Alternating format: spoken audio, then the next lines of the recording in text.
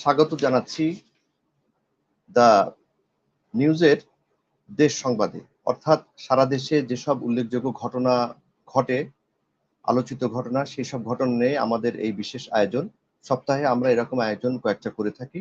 এমনই এক আয়োজনে দ্য নিউজ দেশ, এই আয়োজনে আপনাদের স্বাগত জানাচ্ছি। আজকের বিষয় হচ্ছে সারা দেশে যে প্রচন্ড তাপপ্রবাহ বয়ে যাচ্ছে সেই তাপপ্রবাহ নিয়ে, এবং গতকালকে থেকে অর্থাৎ বলা যায় যে মঙ্গলবার থেকে সারা দেশে তাপপ্রবাহে যখন প্রাণ ওষ্ঠাগত, তখন বিভিন্ন জায়গায় প্রার্থনা করা হচ্ছে।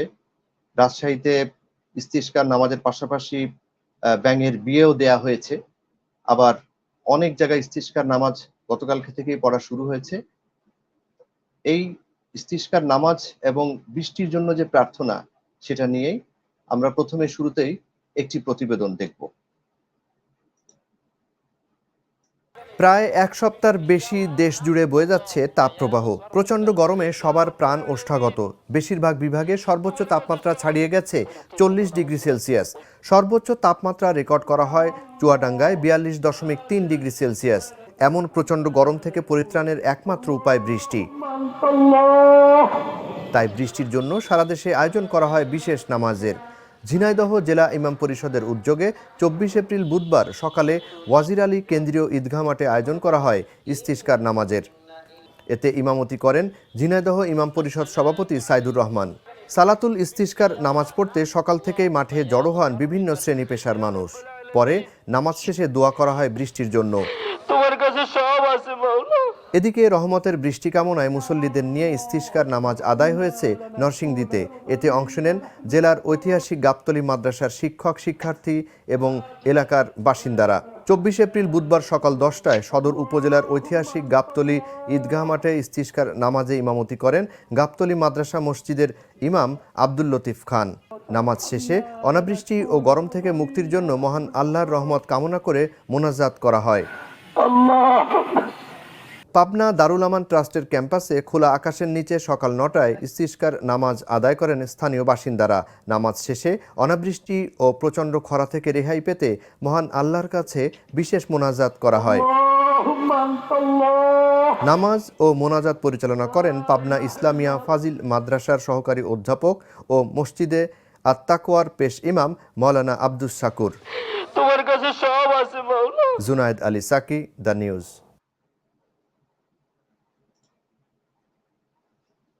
এতক্ষণ আমরা দেখলাম প্রতিবেদনটি। সারা দেশের বিভিন্ন স্থানে যে বৃষ্টির জন্য প্রার্থনা করা হয়েছে, ইস্তিসকার নামাজ আদায় করা হয়েছে, তাই নিয়ে একটি প্রতিবেদন। আজকে অন্যতম একটি বিষয় হচ্ছে, গতকালকে দিনের বেলা ইস্তিসকার নামাজ আদায়ের পর রাতে বাংলাদেশের যেখানে প্রচন্ড গরম এবং প্রচন্ড তাপপ্রবাহ বয়ে যাচ্ছে, সেই চুয়াডাঙ্গা জেলায় রাত্রে কিছুটা বৃষ্টি হয়েছে। বিষয়টি স্থানীয়ভাবে রাতের বেলা স্বস্তি এনেছে। সেজন্য আমরা চুয়াডাঙ্গায় আমাদের যিনি সংবাদদাতা আছেন মনিরুজ্জামান সুমন, আমরা মনিরুজ্জামান সুমনের সাথে কথা বলবো আসলে চুয়াডাঙ্গাতে কি অবস্থা চলছে বা কি বিষয়। সুমন, আপনাকে স্বাগত জানাচ্ছি আজকের দ্য নিউজ দেশ অনুষ্ঠানে। আপনি কি আমার কথা শুনতে পাচ্ছেন? জি, শুনতে পাচ্ছি। প্রথমে আপনার পাঠানো প্রতিবেদনটা একটু দেখে নেই। অর্থাৎ আপনি পাঠিয়েছেন ওখানে চুয়াডাঙ্গার স্থানীয় বাসিন্দা যারা, তারা গতকালকের বৃষ্টির পরে কয়েকটি মন্তব্য করেছে, তাদের সেই মন্তব্যগুলো আমরা একটু দেখে নিই। আপনি পাঠিয়েছেন সেই মন্তব্যগুলো আমরা একটু দেখে নিই। রোদেও আমরা টিকতে পারছি না, যে পরিমাণ তাপমাত্রা আমাদের জন্য কষ্টকর। কিছু বৃষ্টি হয়েছে, সেই বৃষ্টি তেমন একটা পরিবেশকে ঠান্ডা করতে পারে নাই। এই এলাকায় এখনো আরো অনেক বৃষ্টি দরকার। আবহাওয়া বর্তমানে অনেক উত্তপ্ত। গতকালকের তুলনায় আজকে তাপমাত্রাটা যথেষ্ট বেশি মনে হচ্ছে। রেকর্ড অনুযায়ী মনে হয় 38-39-এর মধ্যে, কিন্তু 41 যেদিন পার হয়েছিল তার চেয়েও বেশি আজ কষ্টদায়ক মনে হচ্ছে। মানুষের স্বস্তির জন্য আরো বৃষ্টি হলে, এটা আল্লাহর কাছে চাওয়া যেন আরো প্রচন্ড বৃষ্টি হয়, যেন এই গরমগুলো কমে যায়। সারা বাংলাদেশের নেই চুয়াডাঙ্গাতে প্রচণ্ড তাপ। যদিও গত রাত্রে হালকা বাতাস হয়েছে, বৃষ্টি হয়তো দু এক জায়গায় কিছু হয়েছে, এতে করে আরো তাপমাত্রা বৃদ্ধি পেয়েছে। কালকে ছাও আজ গরম বেশি, সহ্য করা গাছ বাঁধা হয়ে যাচ্ছে। আমরা মানুষের বক্তব্য শুনলাম যে তাদের আসলে প্রত্যাশাটা কেমন ছিল, বা তারা সবারই আসলে শুধু আপনার চুয়াডাঙ্গা জেলায় না, সারা বাংলাদেশের বেশিরভাগ জেলায় সব জায়গাতেই কিন্তু এমনই প্রত্যাশা, বৃষ্টির জন্য চাতক পাখির মতো চেয়ে আছে। মনিরুজ্জামান সুমন, আপনি কি একটু বলবেন আপনাদের চুয়াডাঙ্গা আসলে কতদিন ধরে এমন গরম চলছে এবং সেখানকার জনজীবনের কি অবস্থা বিরাজ করছে সেখানে? ধন্যবাদ সাকিব ভাই আপনাকে। সর্বপ্রথম আপনি একটু কথা আপনাকে জানিয়ে রাখি, এই মাসের প্রথম দিক থেকে আজ প্রায় 13 দিন এক টানা 13 দিন আমাদের এই চুয়াডাঙ্গা জেলায় অতি থেকে অতি তীব্র তাপ প্রবাহ বয়ে যাচ্ছে। এরই এক পর্যায়ে একটু স্বস্তির নিঃশ্বাস কিছুটা ফেলেছে গতকাল রাতে। গতকাল 23শে এপ্রিল দিবাগত রাত 1:20 দমকা হাওয়া, তার পাশাপাশি বজ্রবৃষ্টি শুরু হয়। এই আবহাওয়া অফিস সূত্রে যেটা জানতে পারি যে বৃষ্টিপাতের পরিমাণ 1.6 মিলিমিটার, যেটা চুয়াডাঙ্গার উত্তপ্ত মাটিকে ঠান্ডা করতে যথেষ্ট নয়। আমরা এলাকার মানুষের সাথে, শ্রমজীবী মানুষ এবং পাশাপাশি অন্যান্য মানুষজন, খেটে খাওয়া মানুষ, তাদের সাথে আমরা কথা বলেছি।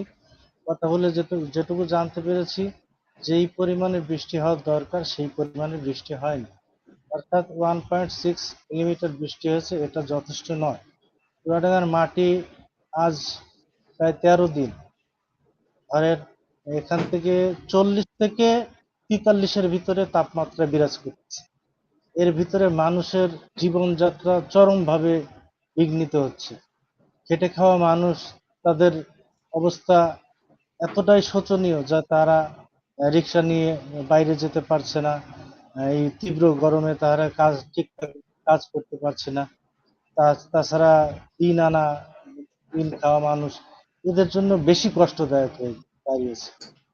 আর সবচেয়ে বেশি সমস্যা হয়েছে আমাদের এই অঞ্চলে কিছু কিছু এলাকায় বৃষ্টি না হওয়ার কারণে পানির স্তর অনেকটা নিচে নেমে গেছে। আগে যেখানে সুপেয় পানি পাওয়া যেত, ধরেন 20 ফিট 15 ফিট নিচেই সুপেয় পানি যেটা পাওয়া যেত, এখন সেটা 60 ফিট নিচেও পাওয়া যাচ্ছে না। আর নলকূপ ধরেন এখানে আমাদের সরকারি বেসরকারি নলকূপ প্রায় 50,000-এর উপরে আছে, বেশি হবে তো কম হবে না। এই নলকূপগুলার অর্ধেকের বেশি নলকূপগুলোতে পানিই উঠতেছে না। সেচ ব্যবস্থা একেবারে চরমভাবে ভেঙে পড়তেছে দিনে দিনে। এইভাবে সুমন, যদি তাপমাত্রা জি সুমন, বুঝতে পেরেছি। বিষয়টা হচ্ছে আপনি যেটা আমাদেরকে বোঝাতে চেয়েছেন যে বৃষ্টির কারণে আসলে যে আমরা বলি যে সারফেস ওয়াটার, এই সারফেস ওয়াটার এমনি তো আপনাদের চুয়াডাঙ্গায় সেসব জায়গাতে আপ স্ট্রিমের যে নদীগুলো আমরা জানি যে সেটা নদীগুলো মারা গেছে, ফলে যে সারফেস ওয়াটারে যে পানি যে জমবে, যে বৃষ্টির পানি একমাত্র উৎস, সেই বৃষ্টি বন্ধ আছে প্রায় 2 সপ্তাহের বেশি সময় হয়ে গেল, প্রচন্ড গরম। ফলে বলা যায় যে একটা মরুভূমির চেয়েও আরো একটা কঠিন অবস্থা বিরাজ করছে আপনাদের চুয়াডাঙ্গাতে। এক্ষেত্রে আমাদের সাথে যোগ দিয়েছেন আলামিন মুন্সি নরসিংদী থেকে। আলামিন মুন্সি, আপনাকে স্বাগত জানাচ্ছি আমাদের আজকের দ্য নিউজ দেশে। এটি আমাদের একটি অনুষ্ঠান। আপনি সহ আমাদের দর্শক সবাইকে জানিয়ে রাখি যে আমরা সারা দেশের বিভিন্ন উল্লেখযোগ্য বা বিভিন্ন গুরুত্বপূর্ণ যেসব ঘটনা বা যেসব বিষয় আমাদের উঠে আসা উচিত গণমাধ্যমে, আমরা সেসব বিষয় নিয়ে এই অনুষ্ঠানে, এই আয়োজনে আমরা সেটা আলোচনা করব। আলামিন মুন্সি, আপনি কি আমাদেরকে একটু জানাবেন যে আজকে নরসিংদীতে বৃষ্টির জন্য প্রার্থনা করা হয়েছে আপনাদের, সেই বিষয়ে আসলে নরসিংদীতে তাপ প্রবাহের কি অবস্থা এবং সেক্ষেত্রে প্রার্থনা কোথায় কোথায় হয়েছে, কি অবস্থা, এই বিষয়টা যদি আপনি আমাদেরকে একটু জানান।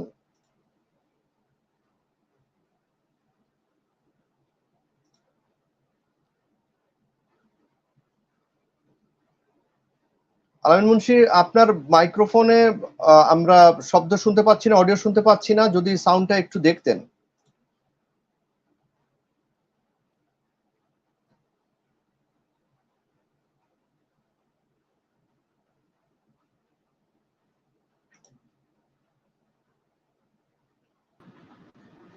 হ্যালো, জি শুনতে আমার পাচ্ছি। কথা কি শোনা যাচ্ছে? জি আলামিন মুন্সি, আপনি বলুন। আমরা যেটা জানতে চেয়েছিলাম সেটাই বলুন যে আপনাদের নরসিংদীতে বৃষ্টির প্রত্যাশায় কি কি প্রার্থনা আপনি করা হয়েছে এবং কি ধন্যবাদ কি আপনাকে। অবস্থা শুরুতে বলুন। আমি যে খবরটা জানাতে চাচ্ছি আপনাদেরকে সেটা হলো যে আজকে এই দীর্ঘদিন বেশ কয়েকদিন যাবত নরসিংদীতে খুব গরম পড়েছে। এর মাঝে ৩-৪ দিন আগে শিলাবৃষ্টি হয়েছে সন্ধ্যায়। খুব সেই সাথে জোরো হাওয়া বাতাস বয়ে গেছে। তারপরে কোনো যে গাছ আছে এগুলো সব ভেঙে পড়ে গেছে এবং ব্যাপক ক্ষয়ক্ষতি হয়েছে এই এই শিলাবৃষ্টি হওয়ার কারণে। আর আজকে যেটা হচ্ছে যে বৃষ্টি হচ্ছে না, এই বৃষ্টি হওয়ার জন্য আজকে নামাজ আদায় করেছে নরসিংদী সদর উপজেলার যে গাবতলী যে মাদ্রাসা আছে, এই মাদ্রাসায় এলাকার মুসল্লিরা, ছোট বড় যারা আছে, এলাকার ব্যবসায়িক যারা, সকলেই মিলে এই আজকে নামাজ আদায় করে এবং আল্লাহ তাআলার দরবারে দোয়া করে এবং সবাই ইস্তেগফার পড়ে যে আল্লাহ চায় যে এই গরম থেকে আল্লাহ তাআলা আমাদেরকে মুক্তি দেক এবং সবাই কান্নাকাটি করে এবং হাত উঁচা করে যে নিয়ম, এই বৃষ্টি হওয়ার জন্য যে নিয়মটা, যেভাবে ওই নিয়ম অনুযায়ী সবাই আল্লাহ তাআলার কাছে প্রার্থনা করে যে এই তাপপ্রবাহ থেকে যেন সবাই মুক্তি পায় এবং যেন বৃষ্টি হয়। আসলে আপনাদেরকে আমি আরেকটা বিষয় বলে রাখি যে এই গরমের তাপের কারণে নরসিংদী জেলার প্রত্যেকটা হাসপাতাল বলেন, বিশেষ করে নরসিংদী সদর হাসপাতাল, নরসিংদী হাসপাতাল, এই দুটা যে হাসপাতাল আছে, রোগীর এতটুকুই চাপ যে বেডে যে রোগী জায়গা দিবে, সিট নেই। নিচেতে এই মনে করেন বেড বিছিয়ে, কেউ চাদর বিছিয়ে, কেউ এরকম তোশক নিয়ে আসছে, এরকম বিছিয়ে তারা এই সেবা নিচ্ছে। তো আমি যখন নরসিংদী সদর হাসপাতাল, নরসিংদী হাসপাতালগুলো ঘুরে যে এই দৃশ্যটা দেখেছি, যে ডাক্তারদের সাথে কথা বলেও আমি যেমনটা জানতে পেরেছি, ওনারা বলছে যে এই গরমের কারণে ডায়রিয়া রোগী বলেন, বিভিন্ন রকমের রোগ দেখা দিচ্ছে। এই কারণে হাসপাতালে প্রচুর চাপ। তাদেরকেও খুব ব্যাক পোহাতে হচ্ছে বর্তমানে।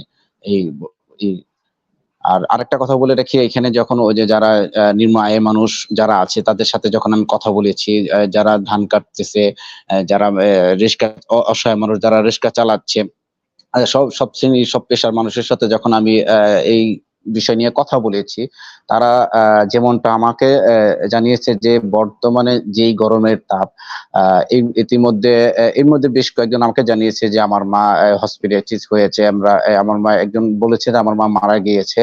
তো আমরা এই গরমের কারণে, আলামিন আমার মা মুন্সি, আমি বৃদ্ধ ৮০ বছর আপনি বয়সের যেটা ছিল, বোঝাতে চাচ্ছেন আমরা উনি মারা আশা করি গিয়েছে, তো ওনাকে আমরা বাড়িতে মাটি দিয়ে জি জি আসছি।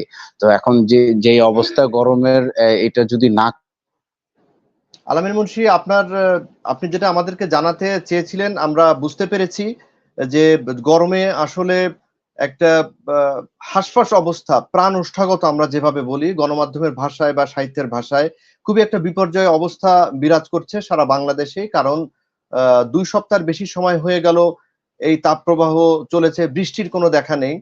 তো আজকে আসলে আমাদের সময় শেষ হয়ে যাচ্ছে। আপনাদের সবাইকে ধন্যবাদ জানাচ্ছি এই আলোচনায় অংশ নেয়ার জন্য, এবং আশা করব যে আরো নতুন নতুন এবং দর্শকদের জন্য দর্শক প্রিয় সংবাদ, দর্শক প্রিয় নিউজ আমরা যেন এই অনুষ্ঠানে তুলে ধরতে পারি, উপস্থাপন করতে পারি। সেই প্রত্যাশায় আপনাদের থেকে বিদায় নিচ্ছি। আপনারা সুস্থ থাকবেন, ভালো থাকবেন। প্রিয় দর্শক, আমরা চলে এলাম অনুষ্ঠানের শেষ পর্যায়ে। সপ্তাহে আমরা এ ধরনের আমাদের এই আয়োজন হয়, এই আয়োজন হচ্ছে দা নিউজ দেশ।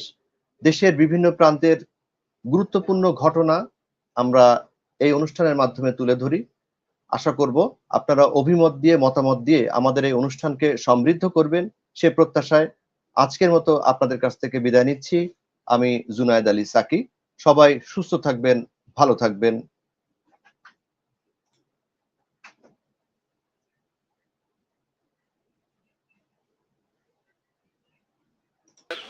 এই রোদের কারণে আমরা ঠিকমতো